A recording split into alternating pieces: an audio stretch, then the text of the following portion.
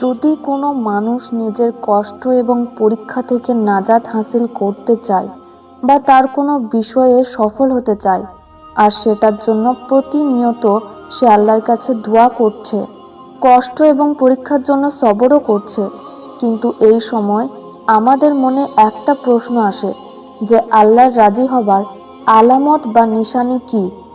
যে আমি দোয়া করছি, সবর করছি, আমল করছি, তওবা ইস্তেগফারও করছি, তো আমার রব আমার উপরে রাজি আছেন কি না? আজকের এই ভিডিওতে এমন 10টি নিশানি বা আলামত বা লক্ষণ জানব, যার মধ্যে এই আলামত প্রকাশ পাবে আর এগুলোকে নিজের মধ্যে অনুভব করবে, সে বুঝে নিও যে আমার রব আমার উপরে রাজি আছেন। তুমি এইভাবেই দোয়া, আমল এবং ইবাদত চালিয়ে যাবে। আল্লাহর রাজি সবথেকে বড় জিনিস, আর এটাই সবথেকে বড় সফলতা। প্রতিটা মুসলিম এবং মুমিনদের দরকার আল্লাহর রাজিকে হাসিল করার চেষ্টা করা, আর এটাই তার জন্য সবথেকে বড় সফলতা। দুনিয়ার বাড়ি, গাড়ি, টাকা পয়সা, বড় বড় ডিগ্রি মানেই সফলতা নয়। আমাদের আল্লাহকে রাজি করাতে হবে। যে আল্লাহকে রাজি করাতে পারবে সে দুনিয়াতেও সফল হবে এবং আখিরাতেও।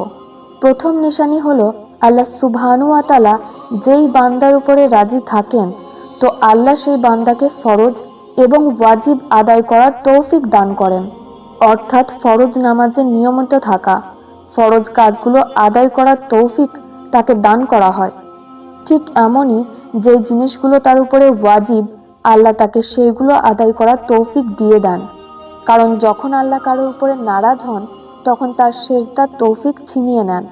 দ্বিতীয় আলামত, আল্লাহ সুবহানাহু ওয়া তাআলা যে বান্দার উপরে রাজি হন বা যেই বান্দার মধ্যে এই আলামত আছে যে সে অগণিত ইস্তেগফার করে, দরুদ শরীফ পড়ে আর আল্লাহর কাছে সে তওবা করতে থাকে, তো অগণিত ইস্তেগফার করা, দরুদ পড়া, আল্লাহর কাছে মাফ চাইতে থাকা, একইভাবে নেক আমল করতে থাকা, এইগুলো আল্লাহর রাজি থাকার নিশানি।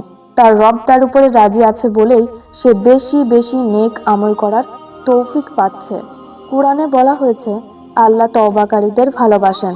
ঠিক এমনই যে নিজেকে পাক পবিত্র রাখে, নিজের মনকে সাফ রাখে, সে আল্লাহর কাছে পছন্দের বান্দা।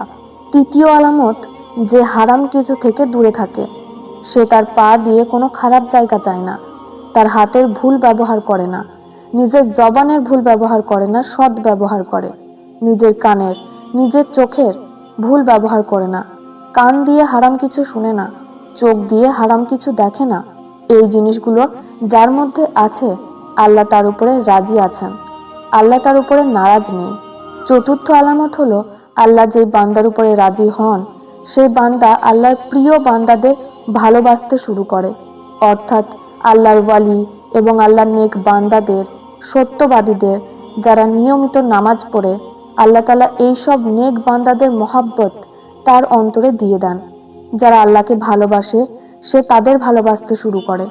অর্থাৎ আল্লাহ যেই বান্দার উপরে রাজি থাকেন তার মনে নেক মানুষদের প্রতি মহব্বত দান করেন। এখন দুনিয়ার মামলা একদম উল্টো, কারণ আজকাল যারা নেক, যারা মুমিন, যারা মুত্তাকি, যারা পরহেজগার, যারা আল্লাহকে ভালোবাসে, মানুষ এখন তাদের পেছনে লাগে।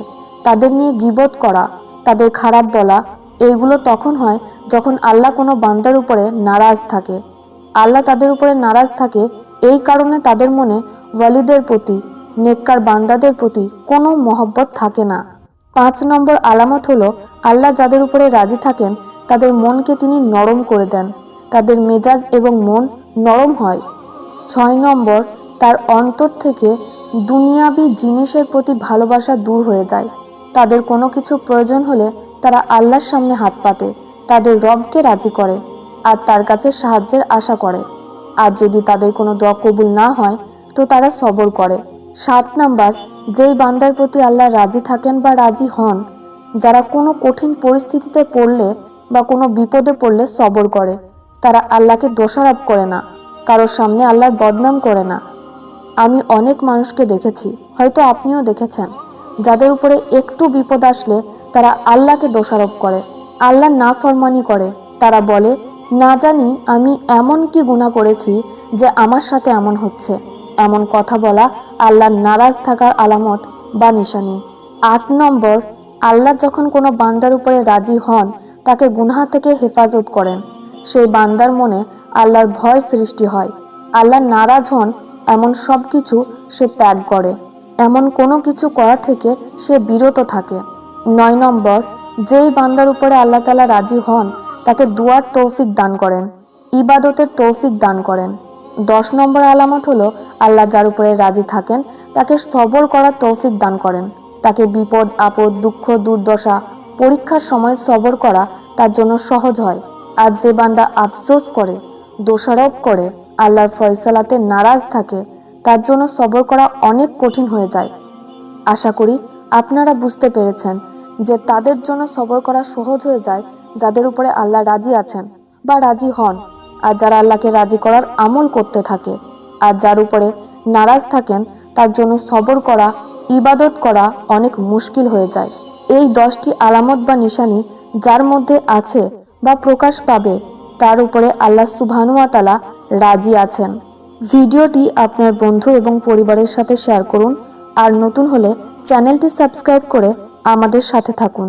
আসসালামু আলাইকুম।